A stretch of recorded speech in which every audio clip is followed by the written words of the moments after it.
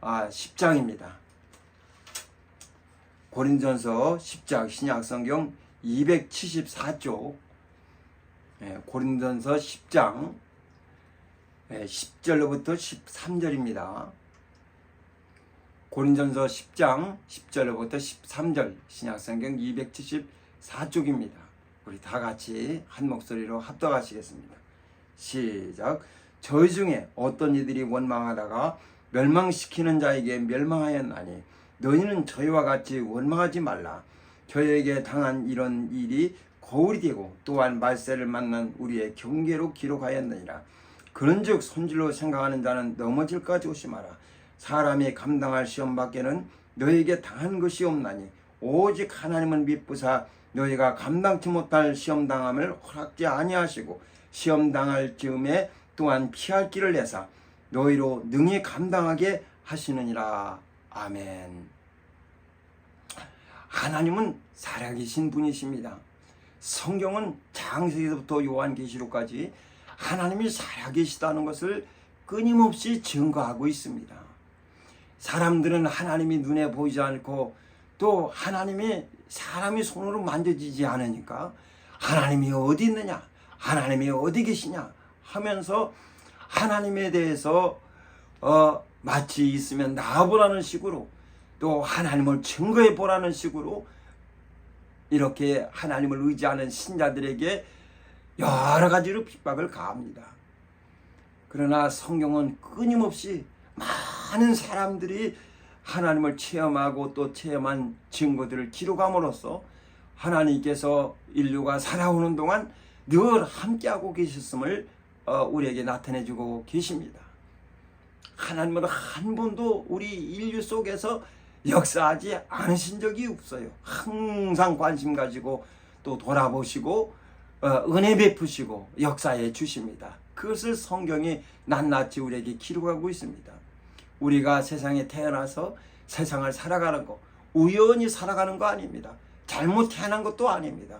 다 우리가 하나님을 알기 전에는 그냥 이 세상을 뜻없이 아무 의미 없이 그냥 태어났기 때문에 살아야 되고 이 숨 쉬어지니까 살아야 되고 살다가 가는 줄 알았어요. 그러나 하나님을 알고 나서는 하나님의 뜻이 있기 때문에 내가 난 것이구나. 성경에 보면 사도 바울이라는 사람도 자기가 유대인이면서 로마에 태어난 것을 이해하지 못했어요. 왜 나는 유대인인데 로마에서 태어나야 되느냐, 이것이 이해가 되지 않았어요. 그러나 하나님을 알고 나서 보니까 내가 이게 유대인이면서 로마에 태어난 것이 이게 은혜구나, 왜 나를 이방인의 사도로 쓰려고 하신 거구나 하는 사실을 깨닫게 됐습니다. 또 더 신앙을 깊이 들어가 보니까 어머니 태 속에서 하나님이 나를 선택하셨구나 하는 사실을 깨달았습니다.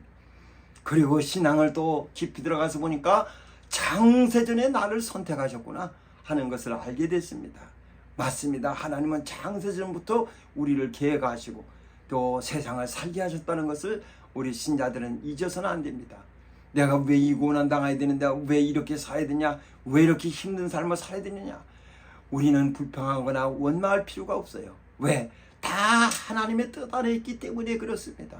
아무리 발버둥 쳐도 하나님의 뜻을 벗어날 수 없어요. 또 자기 원하는 대로 다 잘하면서 원 없이 살았다 할지라도 그 사람은 하나님의 뜻을 벗어날 수 없습니다. 이 세상에서는 자기가 원하는 대로 자기 삶을 건축해 가면서 살아갈 수 있어요. 그러나 그가 세상을 떠난 다음에도 자기 삶을 자기 마음대로 할 수 있는 것은 아닙니다. 영원히 우리 삶을 주장하시고 역사하실 이는 하나님 한 분밖에 없습니다. 그러므로 우리 신자들은 세상을 살아갈 때 내가 하나님의 힘에 의해서 살고 있다는 것을 항상 인식하고 하나님 안에서 살아가는 거룩한 신자들이 될 수 있어야 됩니다. 오늘 성경에 보면은 이 10절에 저희 중에 어떤 이들이 원망하다가 멸망시키는 자에게 멸망하였다. 너희는 저희와 같이 원망하지 말라라고 말씀하고 있습니다. 우리는 어떠한 경우에도 하나님을 원망해서는 안 됩니다. 하나님을 불평해서도 안 됩니다. 성경에 보면 하나님을 항상 인정하라, 하나님을 항상 신하라고 이렇게 얘기합니다. 시편 16편 11절에도 보면은 7절에도 보면은 얘기하기를, 다윗은 말하기를 밤마다 심장이 나를 교훈한다라고 말합니다. 밤마다 심장이 자기를 교훈한다는 거예요. 왜냐면 우리가 이 시끄러울 때는 잘 들리지 않지만 고요할 때는 심장이 벌컥벌컥 뛰는 소리가 들립니다. 요즘은 뭐 거리가 하도 시끄럽고 도시에서 사니까 그런 것들이 잘 안 들리지만 시골 같은데 이렇게 자고 있으면 심장에 쿵쿵 뛰는 소리가 들려오거든요. 자기가 하나님에 의해서 살고 있음을 밤마다 심장에 자기를 교훈해주고 있다는 거예요. 아, 하나님에 의해서 내가 지금도 살고 있구나. 이렇게 항상 하나님을 신할 수밖에 없도록 자기 삶을 이끌어주고 있다는 거예요. 이렇게 하나님은 우리 삶 속에서 날마다, 매 시간마다, 매 분마다, 매 초마다 역사하고 계시지만은 사람들은 하나님을 잊을 때가 얼마나 많은지 모릅니다. 그리고 마치 자기가 세상을 결정하면서 살아가는 자처럼 그렇게 살아갑니다. 제가 예전에 이 목회를 시작하려고 신학교 가려고 할 때 이것이 그냥 우리 어머니한테 큰 고민이 됐어요. 어떻게 신학교 가려고 그러냐. 얘 왜 지전 다니면서 그냥 일해서 밥 먹고 살지 왜 얘가 왜 신학교 가려고 그러냐. 그래서 김동 목사님한테 엄마가 전화를 했어요. 얘 신학교 간다고 하니까 어떻게 하느냐. 그때 목사님이 얘기하기를 누님 놔도 그냥 이미 바다에 떠있는 가랑잎과 같은 거야. 그냥 놔도 가랑잎이 뭐 바다에 떠있는 가랑잎이 자기가 원하는 대로 막 좋은 길을 선택해서 빠른 금주를 선택해서 갈 수 있습니까? 무엇입니까? 그냥 물 가는 대로 가는 거예요. 가다가 걸리면 걸리는 거고 또 다시 또 큰 물이 불어서 다시 또 움직이자면 움직이는 거고 또 다시 또 이 금리를 만나면 더 빠르게 가는 거고 바다에 떠 있으면서 자기 스스로 할 수 있는 건 아무것도 없어요. 하나님의 손에 붙들린 다음부터는 내 스스로 할 수 있는 것은 아무것도 없습니다. 그냥 인도하는 대로 따라서 가는 것이 우리의 신앙이에요. 이스라엘 백성들도 보면은 그들이 430년 동안 애굽에서 노예로 살아갑니다. 우리나라도 일제 30년 동안 얼마나 고통상했습니까? 노예로 만들려고 그들 언어로 가르치고 생활 방식을 그들 방식대로 가르치고 옷도 그들의 옷을 입게 만들고 다 잊어버리도록 36년이 아니라 거기서 조금만 더 지나서 한 45년만 됐어도 완전히 정체성을 잊어버렸을 겁니다. 근데 430년이라니요. 이건 소망도 없고 이거는 뭐 어떻게 다시는 노예에서 벗어날 수 있는 방법이 없어요. 왜? 노예살이가 이미 다 몸에 배했고 그렇게 살아왔기 때문에 그것을 벗어날 수 있는 방법이 없습니다. 그런데 그들 속에 한 줄기 빛처럼 전해진 신앙이 그들을 하나님 앞으로 인도했습니다. 하나님 앞에 목소리 높여서 백성들이 기도하기 시작했습니다. 우리를 살려달라고, 우리를 이 고난에서 벗어나게 해달라고. 하나님께서 백성이 신음하는 소리를 들으시고 모세를 보내셔서 마침내 그들을 출애굽시키기 시작합니다. 하나님이 손을 대셨어요. 하나님의 애굽에 손 대셔서 10가지 재앙으로 애굽을 완전히 멸망시키고 그 다음에 자기 백성들을 건져서 아주 새벽에 막 그들을 막 출발하도록 시킵니다. 그러니 그들이 막 출발해 가면서 갈 때 얼마나 이 처음으로 애굽을 건너가지고 넘어서 이제 밖으로 이동하는데 얼마나 설레기도 하고 얼마나 그들이 막 이제는 하나님이 인도하시는 길이 어떤 길일까 별 생각이 다 나겠죠. 그리고 정신없이 막 피해가지고 그들이 막 애굽 군대가 쫓아올까봐 열심으로 바쁜 걸음으로 그들이 옮기기 시작합니다. 그런데 가는 곳이 홍해바다예요. 홍해바다에 그들이 막 얼마나 하나님을 원망합니까? 왜 나를 여기로 인도했습니까? 아니 가만 놔두면 애굽에서 죽을 텐데 죽을 곳이 없어서 매장지로 여기를 삼으셨습니까? 하나님 원망하고 모세 원망하고 원망하는 막 자기들이 갖고 있는 모든 원망을 다 담아가지고 막 목소리치기 시작합니다. 얼마나 원망했겠어요. 욕이란 욕은 다 했을 겁니다. 그 많은 사람들이 얼마나 하나님 앞에 막 자기 마음속에 있는 것을 다 토로했겠어요. 거기에 아끼겠습니까? 별걸 다 쏟아놨을 거예요. 사람들이 신앙생활 잘하는 것 같고 하나님 인정하는 것 같아도 조금만 어려워 보세요. 금방 자기 입으로 하나님 원망하는 말을 쏟아냅니다. 하나님 감사합니다. 하나님 내게 은혜 베푸셔서 감사합니다. 내 길을 인도하시니 감사합니다. 이렇게 감사하기도 바쁜 게 우리 신앙인데 감사가 어디 있습니까? 조금만 힘들어도 원망하는 말을 쏟아내니 그들은 일생일대에 아주 당할 수 없는 고통을 당했으니 얼마나 원망을 쏟아냈겠어요. 별소리 다 했을 겁니다. 정찰병을 뒤쪽으로 보냈는데 아니나 다를까 애국 군대가 그 600승이나 되는 병거를 가지고 쫓아오고 있죠. 다 그들이 갖고 있는 최적의 전력을 가지고 쫓아오고 있습니다. 전신전력으로 쫓아옵니다. 앞에는 홍해바다 있죠. 점점점 거리는 좁혀지죠. 새벽부터 출발해 갔지만은 그 거리가 점점 좁혀지니 숨을 쉴 수가 있겠습니까? 앞에도 갈 수 없고 뒤도 갈 수 없고 점점점 힘들어져요. 얼마나 어렵습니까? 그들이 할 수 있는 것은 하나님을 원망하는 밖에 없었어요. 여러분, 우리 신앙은 하나님을 원망하는 것이 아닙니다. 하나님께 우리의 불평을 아리는 것이 아닙니다. 성경은 끊임없이 우리에게 얘기하기를 하나님을 송축해라, 하나님께 감사하라, 하나님의 인자하심에 감사하라, 끊임없이 우리를 독려하고 있습니다. 그런데도 왜 이렇게 우리에게 감사하라, 하나님을 송축하라, 하나님을 더 인정하기를 성경이 바라는 이유가 뭡니까? 하나님이 더 가까이 계시기 때문에 그런 거예요. 적군보다도 하나님이 더 가까이 있기 때문에 그런 거예요. 홍해 바다보다도 하나님이 더 가까이 있기 때문에 그런 거예요. 걱정보다도 하나님이 더 가까이 계시기 때문에 가까이 있는 하나님을 인정하기를 원하고 있는 겁니다. 그러나 사람은 불평하고 원망하기 바쁘지 하나님을 인정합니까? 그렇게 오랜 시간 동안 하나님과 함께하고 호흡하고 하나님의 은혜로 살았다 하면서도 하나님을 인정하려고 하질 않아요. 범사에 하나님을 인정하라. 그리하면 그가 내 길을 지도하실 것이다. 자꾸 인정해야 됩니다.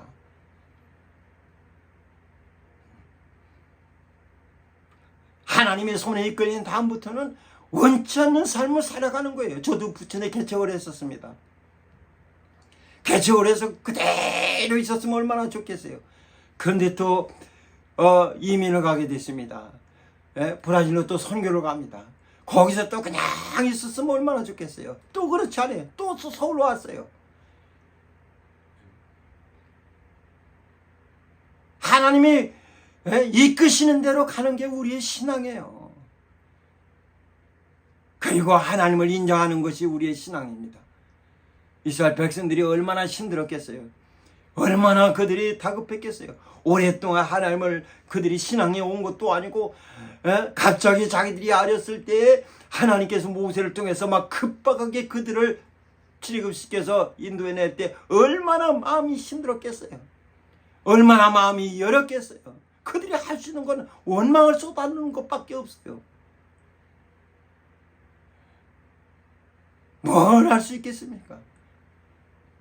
하나님은 그들 앞에서 이적을 행하셔서 홍해를 가르시고 그들을 홍해 바다로 건너게 하셨어요. 340m나 되는 홍해를 하나님이 길을 내셨습니다. 물을 갈려서 길을 내셨습니다. 그거 하나만 있어도, 그런 큰 이적 하나만 있어도 그들이 평생 하나님을 인정할 만한데, 이적이 있을 때는 하나님 감사합니다. 홍해 건너고 나서 얼마나 하나님 앞에 속고치면서 비파치면서 얼마나 하나님 앞에 감사했겠습니까? 그 많은 사람들이.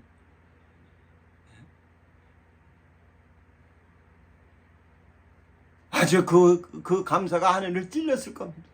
그럼 그 감격, 그 은혜, 그 힘, 그걸 가지고 일생 하나님의 능력을 찬양하며 살면 얼마나 좋겠습니까? 여러분, 하나님께서 여러분 삶 속에 한 번도 이적을 나타내 준 적 없습니까? 한 번도 하나님께서 여러분 삶 속에 일하신 적 없습니까? 그걸 좀 인정하고 살아야 되는데, 그거 하나만 있어도 여러분이 일생을 승리할 수 있는 능력이 되어야 되는데, 사람은 그렇지 않습니다.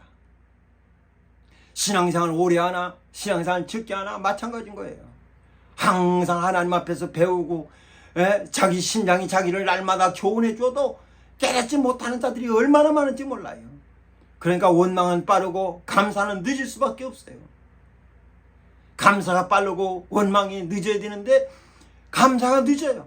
원망이 더 앞섭니다. 왜? 그렇게 살아왔기 때문에, 세상에서 그렇게 배웠기 때문에, 내가 세상에 속했을 때 그런 식으로 하는 것을 많이 봐왔기 때문에 나도 모르게 그것이 습관된 것이 자기에게서 나오는 겁니다. 그러니까 그런 걸 벗어나서 하나님을 자꾸 인정하려고 우리가 하나님 예배하고 성경 읽고 찬송하고 신앙하려고 하는 거 아닙니까? 이런 때를 벗어나야 됩니다.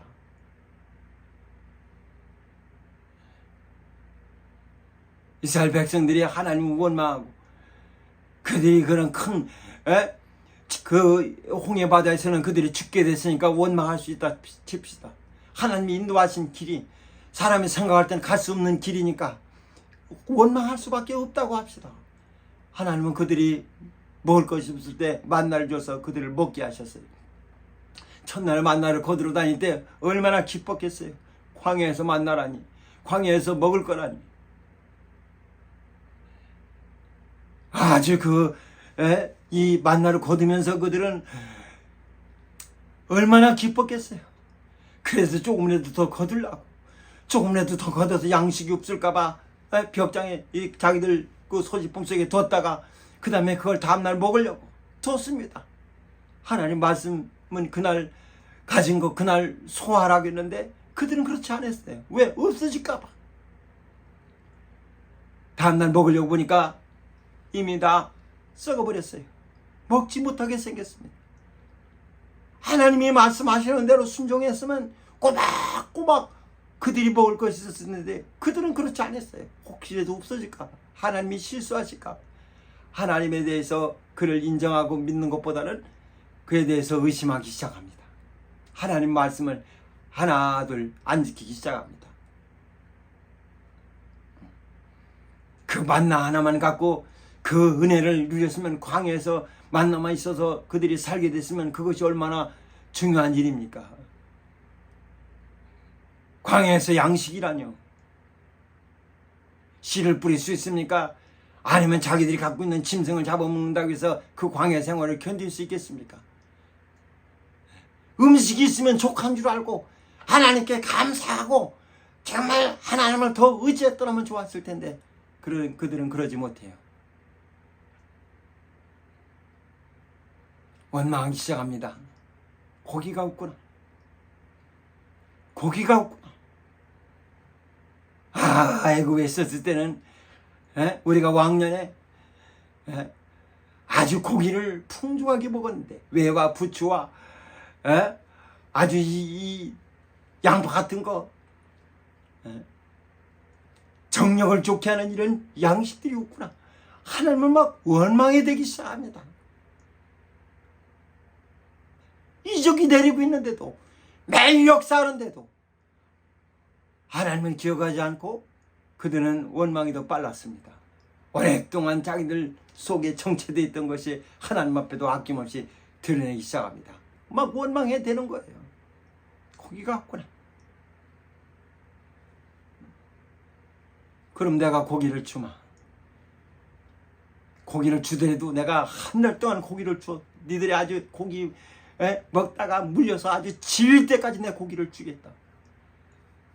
기도하던 모세가 깜짝 놀랍니다. 하나님이여, 나와 함께한 지금 이 사람 장정이 60만이 온대. 장정이 60만이에요. 애기 하나씩이라도 120만입니다. 거기다 부인 하나씩 있으면 또 180만입니다. 거기다 종들 하나 있으면 240만입니다. 그러니까 얼마나 많아요. 장정만 60만인데 아니 바다의 오죽을 잡은들 이들을 먹일 수 있겠습니까? 우리에게 갖고 있는 짐승을 잡은들 먹이겠습니까? 그런데 하루도 아니라 한 달씩 고기를 주시겠다뇨. 하나님이 모세에게 묻습니다. 모세도 이해가 가지 않는 거예요. 이해할 수가 없는 거예요. 하나님의 스케일에 이해를 할 수 없는 거예요. 광야입니다. 어디서 그런 양식을 하나님이 줄 수 있었겠습니까? 이해할 수가 없는 거예요. 모세야, 내 발이 짧아졌느냐? 내 팔이 짧아졌느냐? 여러분, 하나님 팔은 짧아지지 않았습니다. 그 다음날 보니까 메추라기가 막 몰려오기 시작하는데 높이 나르는 것도 아니에요. 사람이 손으로 잡을 만한 우체에 나르고 있습니다. 잡기 좋게 오고 있습니다. 막 백성 달려가면서 메추라기를 잡습니다. 자꾸 그 고기 먹이면서 고기 앞에 두고 하나님께 감사하고 고기를 주신 하나님께 깜짝 놀라면서 감사했더라. 이러면 얼마나 좋았겠어요. 고기 먹기에 바빠요. 자기들 뱃속 챙기기에 바빠요. 하나님을 기억하려고 하지도 않아요. 하나님 죄송합니다. 하나님 잘못했습니다. 이렇게 하나님이 고기 주시는 것도 모르고 고기 안 준다고 불평했습니다. 원망했습니다. 하나님 앞에 좀 이렇게 회개하고 하나님을 더 의지했더라면 좋았을 텐데 그런 소리는 없어요. 그냥 먹기에 급급해요. 털 뽑고 막 구워 먹고 고기 씹기에 급급합니다. 고기가 씹어가지고 입에서 목으로 넘어가기 전에 원망했던 자들 하나님이 다 죽이셨어요. 만만 포기하시고 죽이셨어요. 왜 자기가 선조가 돼서 원망합니까? 왜 자기가 잘난 척 원망합니까? 왜 자기가 튀어나옵니까? 가만히 있어서 중간 간다고 그러죠. 가만히 있으면 되는데 왜 앞에서 나와서 순소리 해가지고 그렇게 고기 맛만 보다가 죽어버립니까? 원망하기 시작합니다. 큰 것 갖고도 아니에요. 자잘한 문제 갖고 하나님을 원망하기 시작합니다.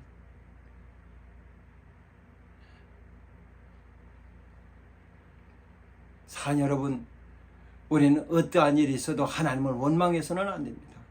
내 입으로 하나님을 원망해서는 안 됩니다. 우리가 할 수 있는 것은 하나님이 하시는 일을 가만히 지켜봐주고 또 하나님이 하시는 일 앞에 그의 이름을 찬송하고 그의 이름을 높일 준비를 하는 거예요. 여러분 눈앞에 상황이 보입니까? 아니면 하나님이 여러분 눈앞에 더 가까이 있습니까? 뭐가 더 가까이 있습니까? 원망할 일이 더 가까이 있습니까? 아니면 감사할 하나님이 여러분 앞에 더 가까이 있습니까? 누가 가까이 있습니까? 그래서 주님은 말씀하기를 내가 네 안에 네가 내 안에 있으라. 나랑 아야 함께 살자는 거예요. 나랑 같이 살자는 거예요. 곁에도 소용없다는 거예요. 함께 있으시되 나는 네 안에 있으마. 하나님보다 더 가까운 일이 어디 있습니까? 하나님을 자꾸 인정해야 됩니다. 하나님을 자꾸 신해야 됩니다. 사람들은 이런 시험이라는 거 말이에요.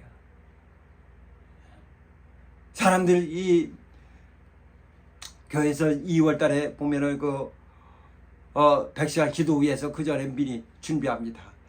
먼저 기도해 줄 것, 성도들이 기도를 좀 써달라고 합니다. 그 써서 보면은 다 첫 번째로 나오는 게 그냥 자녀들 건강하게, 그 다음에 하는 일 잘 되게, 가족들 건강하게, 이것을 일순위로 와요. 다 그런 기도예요. 그냥 편안하기를 원합니다. 건강하기를 원합니다. 하나님이 달입니까? 하나님의 해입니까?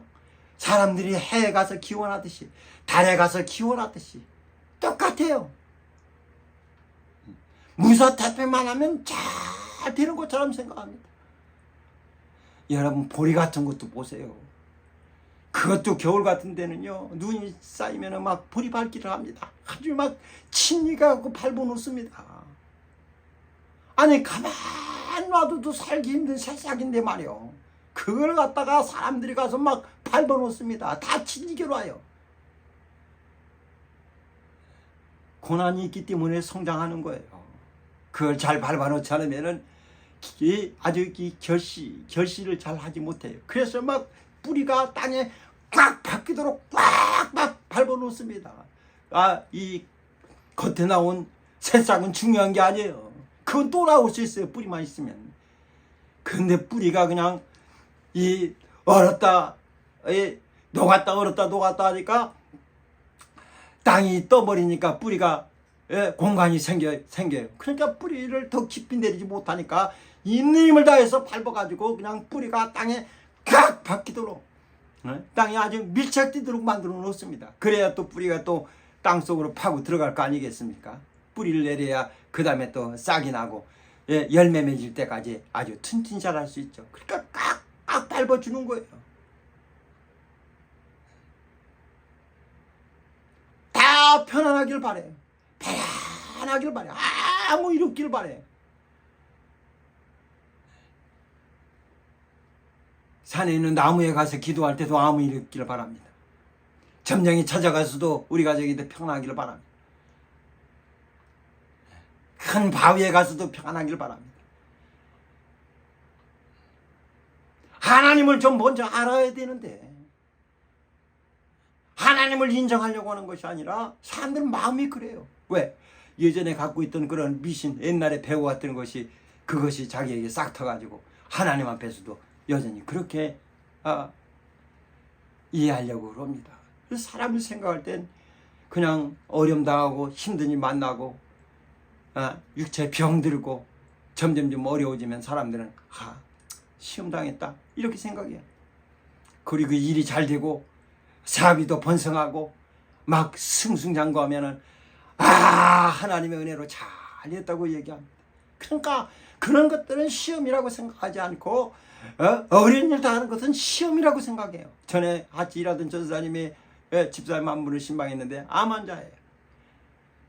그래서 이게 가가지고 그냥 좀 위로하고 하나님의 은혜로 얘기했으면 좋았을 텐데 예배 드리면서 하는 얘기가 회개하라고, 하나님 앞에 죄져가지고 암 걸렸다고 회개하라고. 이 사람이 얼마나 또 충격받았겠어요. 아이고 목사님 전사님 오셔서 하는 얘기가 내가 죄져가지고 병들었다고 회개하라고 막 얘기합니다. 그래서 쫓아냈습니다. 다시는 오지 말라고 했습니다. 그러더라고요. 그게 뭐라고 얘기합니까? 그러니까 그런 것들은 저주라고 생각하고 하나님 앞에 잘못해서 당했다고 생각하고, 잘 되는 것들은 아주 하나님이 잘해줘서 잘 된다고 생각하고, 이게 사람들이 착각하는 거거든요. 잘 되는 것도 시험, 안 되는 것도 시험, 이렇게 생각해야지. 잘 되는 건 복이라고 생각하고 안 되는 건 시험이라고 생각하고, 사람들이 생각하는 것이 그렇습니다. 그러니까 사업이 잘 되고 애가 승승장구할 때 그때도 하나님 앞에 가서 좀 기도해야 됩니다. 왜? 겸손해지도록. 하나님을 더 인정해야 되는데, 사업 잘 되는 것보다 하나님을 더 인정해야 되는데 자기 앞에 잘 되는 사업을 인정하면 무슨 소용이 있겠습니까? 자기가 잘 돼서 사업한다고 생각하면 무슨 소용이 있겠어요? 교만해지지 않도록 더 겸손해지도록. 사업 잘 되는 사람이 자기 앞에 승승장구해서 막 하는 일마다 합격하는 사람이 하나님 앞에 가서 울면서 회개하는 거 봤습니까? 하나님, 나 큰 시험에 빠졌습니다. 내가 일이 잘 돼서 하나님을 잊지 않도록 나 좀 붙들어 주세요, 나 좀 살려주세요 하는 사람 봤습니까? 잘 된다고 사람들 앞에 그냥 어깨 딱 펴고 하나님이 날 도와주셨다고 얘기하는 사람들은 많이 봐서도, 목소리 높여서 하는 사람들은 많이 봐서도 그것이 시험이라고 하나님 앞에 와서 기도하는 자는 별로 없습니다. 오히려 일이 잘 될 때 좀 오셔서, 집사님 오셔서 좀 철회 좀 하시고 기도 좀 하시죠 하면, 아니 목사님 요즘 사업이 바빠서요. 바쁘다는 핑계로 이거 빼먹고 저거 빼먹고 빼먹을 생각들을 많이 합니다. 그것이 시험이라고 생각지 않는 거예요.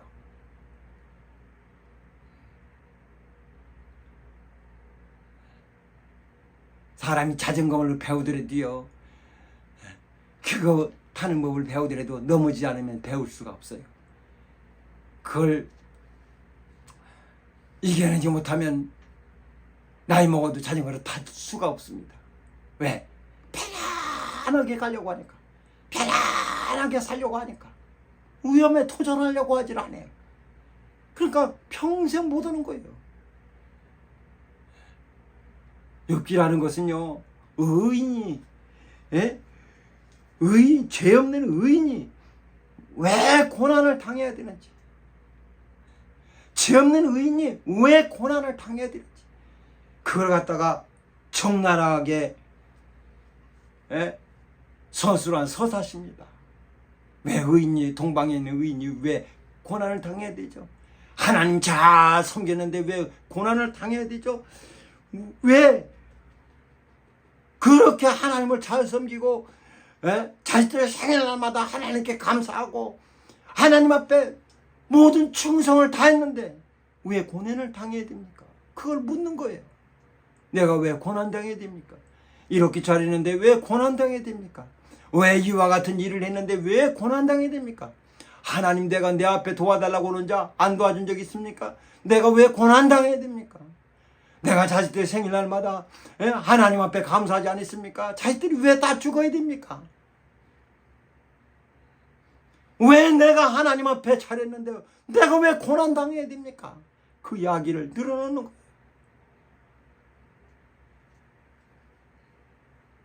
고난당하는 것만 생각했지 이 모든 고난을 함께 하시는, 고난 속에 함께 하시는 하나님에 대해서는 알지 못하는 거예요. 하나님을 인정하는 것은 그걸 깨닫지 못하는 거예요. 나중에 뭐라고 하나님 묻습니다. 야, 암사짐이 새끼 배는 거, 새끼 낳는 거 봤지? 그 배기하는 거 누가 하는 일이냐? 하나님이 하십니다. 해가 뜨는 거 봤지? 누가 하는 것이냐? 하나님이 하십니다. 달 뜨는 거 봤지? 누가 하는 것이냐? 하나님이 하시는 것입니다. 이슬이 내리는 거 봤지? 누가 하는 것이냐? 하나님이 하시는 것입니다. 다 하나님이 하는 거예요. 그렇게 하나님 앞에 너는 허리를 동이고 산의 대장부처럼 내가 묻는 말에 대답하라. 37장 이후에 얘기하니까 하나님이 물으시는 거 하나하나 다 하나님이 하시는 일입니다. 밖에 대답할 것이 없어요. 왜 내가 고난당합니까? 하나님이 하시는 일입니다. 그렇게 인정하면 얼마나 편하겠어요. 그러나 그것이 인정이 안 되는 거죠. 왜?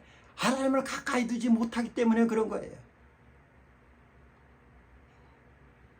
우리는 어떠한 경우에도 하나님을 인정할 줄 알아야 돼요. 하나님을 자꾸 신뢰해야 됩니다.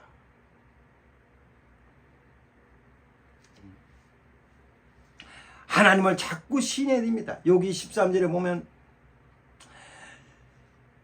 사람이 감당할 시험밖에는 너에게 당하는 것이 없나니. 감당할 시험밖에는 당하는 것이 없다고 그랬어요. 감당할 시험밖에는 너에게 당하는 것이 없나니. 다 감당할 만하니까 하나님께서 허락하신 것이지 감당하지 못하면 시험은 한 번도 허락하신 적이 없어요.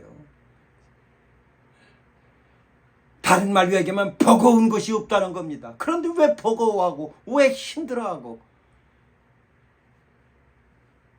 왜 하나님은 눈에 보이지 않습니까? 하나님이 빛을 비췄는데도 왜 여러분에게 어둠만 보이고 빛은 보이지 않습니까? 예수께서는 의인이십니다. 의인이신데 왜 고난당하십니까? 주님은 십자가 앞에 두시고 하나님 앞에 기도하셨습니다. 아버지여, 할 수만 있으시면 이 잔을 내게서 옮기시옵소서. 그러나 내 원대로는 하지 마시옵소서. 아버지 원대로 되기를 원합니다. 그리고 십자가를 치셨어요. 그게 고난입니까? 기도하시고 십자가를 치셨어요. 기도하시고 저기 앞에 있는 일을 감당하셨어요. 하나님께 그는 하나님을 찾습니다. 하나님을 내가 고민하여 죽게 되었으니 그 문제를 가지고 뭘 합니까? 집사님 찾아가서 진짜 내 고민해서 죽게 돼서 저기다 전화하면서 내가 힘들어 죽겠어. 내가 저기다 얘기하면서 나 너무 힘들어 죽겠어. 그렇게 얘기합니까? 이 사람 저 사람 찾아다니면서 자기 속사정을 얘기하십니까? 아닙니다. 게사므리 동산에 올라가셔서 거기서 무릎 꿇고 이 마늘 땅에 대시고 땀방울이 핏방울 이어 흐르듯이 하나님 앞에 기도하십니다. 아버지여 할만하시거든 이 자를 내게서 옮기시옵소서. 그러나 내 원대로 하지 마시고 아버지 뜻대로 하시옵소서. 아버지 뜻이 저것을 하라 하시면 아버지 뜻을 순응할 수밖에 없습니다. 가라면 가고 오라면 오고 하라면 하는 것밖에 없어요. 한나라 여인도 마찬가지입니다. 한나라 여인도 자기가 아이 낳지 못하는 거, 남편이 분인나를 얻었는데 분인나가 임신하고 나서 자기 배가 점점 불러오니까 한나 앞에 가서 배를 보이면서 자꾸 한나의 마음을 격동시켜. 그렇지 않아도 아이 낳지 못해서 이게 뭐 남편이 아무리 사랑하고 자기에게 좋은 반찬 얹어줘도 그것이 마음에 들지 않아. 항상 불안하니까 남편이 왜 너 안색이 그러냐, 내가 잘해줬는데 왜 그러냐, 여라들보다도 당신을 더 사랑하는데 왜 그러냐 하고 얘기하지만 그것이 자기에게 위로가 되질 않아요. 분인나는 그러면 그럴수록 와서 배를 디밀면서 자기를 자꾸 격동시켜. 참을 수가 없어요. 이 집 찾아가가지고 분인나를 원망하는 게 아니에요. 예, 또 건너집 찾아가가지고 분인나에 대해서 자기 마음을 쏟아놓는 게 아니에요. 그년이 나한테 이렇게 했다고 사람 찾아가서 얘기해가지고 그들의 동의를 얻는 게 아니에요. 위로받는 게 아니에요. 하나님 앞에 가서 자기 마음을 토로하기 시작합니다. 하나님을 먼저 인정할 줄 알아요. 이웃 사람보다 가까이 있는 것이 하나님입니다. 내가 찾아갈 사람보다 더 가까이 있는 것이 하나님입니다. 전화보다 더 가까워 있는 것이 하나님이에요. 하나님 앞에 가서 전심전력으로 기도하는 거예요. 왜? 자기가 힘들고 어렵거든요. 이 시험을 좀 이기게 해달라고, 시험에서 이걸 감당할 수 있게 해달라고 하나님 앞에 간구하는 거예요. 그 분인나가 격동시키는 그 마음을 어떻게 감당할 수 있겠어요? 하나님의 은혜 아니면 감당할 수 없지 않겠습니까? 하나님 내게 아들 주시면 난 하나 볼 뿐이고 그 다음엔 다 하나님께 드리겠습니다. 간절하게 하나님께 소원을 아렸습니다. 사랑하는 여러분, 야고보서 1장 2절에 보면은 너희가 여러 가지 시험을 만나거든 온전히 기쁘게 여기라 라고 얘기합니다. 어째서 시험을 만나는데 기쁘게 했어요? 이는 믿음의 시련이 너에게 인내를 만들어내는 줄 알미라 라고 했습니다. 믿음의 시련이, 여기엔 믿음이 필요하다는 거예요. 인내를 만들어낸다. 하나님 앞에 참도록 견디도록 이렇게 만들어 준다는 거죠. 자꾸 나를 인내할 수 있도록 은혜 베풀어 준다는 거예요. 그러므로 여러 가지 시험을 만나거든 온전히 기쁘게 여기라, 오히려 기쁘게 생각하라고 얘기하고 있습니다. 여기 뒤편 보면은 오직 하나님은 빛부사 너희가 감당치 못할 시험당함을 허락지 아니하시고 시험당할 즈음에 또한 피할 길을 내사 너희로 능히 감당하게 하시느니라 라고 했습니다. 능히 감당하게 하시느니라. 시험당할 즈음에 피할 길을 주셔서 그것을 능히 감당하게 하시느니라. 미국 알리바바 주에 그 엔터프라이즈라는 마을이 있는데 거기는 그 목화밭으로 유명한 마을이에요. 그래서 해마다 목화를 생산해 가지고 그 수익으로 돈을 벌었습니다. 보성이 녹차를 개발하듯이. 그래서 늘 그런 목화를 만들어 심어 가지고 수익을 보고 있으니까 목화가 얼마나 고맙겠어요. 그래서 목화를 보호하려고 전심전력을 다합니다. 목화가 자기들 살아가는 생명이에요. 그런데 어느 해인가는 갑자기 버러지가 생겨나가지고 목화가 그냥 싹 말라버렸어요. 목화 농사가 다 황폐해져 버렸어요. 난리가 나버렸습니다. 상전 보지 못한 벌레가 생겼어요.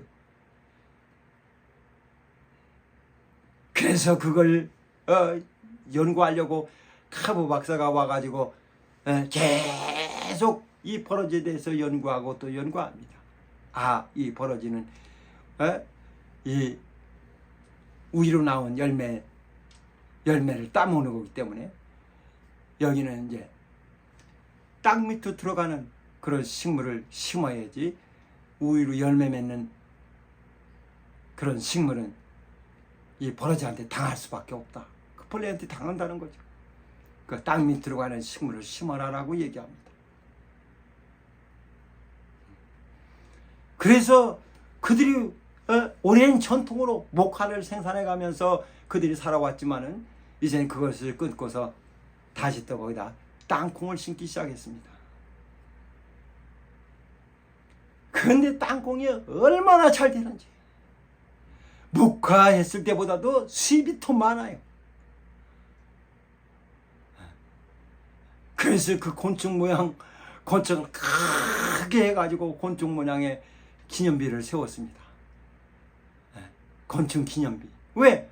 곤충이 있었기 때문에 자기들이 이렇게 땅콩을 심을 생각을 해서 수입을 더 얻은 것이지, 곤충이 없었더라면 여전히 목화 심었을 거 아니에요. 그러니까 곤충이 있어서 자기들이 이게 이 농업을 바꾼 것이 얼마나 감사합니까? 그 곤충이 그때는 시험이었지만은 너무 감사하다 해가지고 곤충 기념비를 세운 거예요. 산 여러분, 사람이 감당할 시험, 여러분이 시험 당할 즈음에, 여러분이 어려움 당할 즈음에, 여러분이 힘들어할 즈음에, 여러분이 원망할 즈음에 하나님은 또한 피할 길을 내셔서 우리가 시험을 등이 감당하도록 하시는 분이 하나님이시라는 것을 잊지 마시고 항상 하나님을 인정하는 거룩한 신앙인 되시기를 주의 이름으로 축원합니다. 모든 시험보다, 어떤 문제보다, 어떤 어려움보다, 원망보다도 더 가까이 계신 이가 우리 하나님이십니다. 하나님을 인정하는, 그래서 하나님이 지도해 주시는 거룩한 길을 가는 그런 신앙인 되시기를 주의 이름으로 축원합니다. 기도합시다. 이 시간 우리 함께 기도할 때에 항상 하나님을 인정할 수 있도록 내 신앙을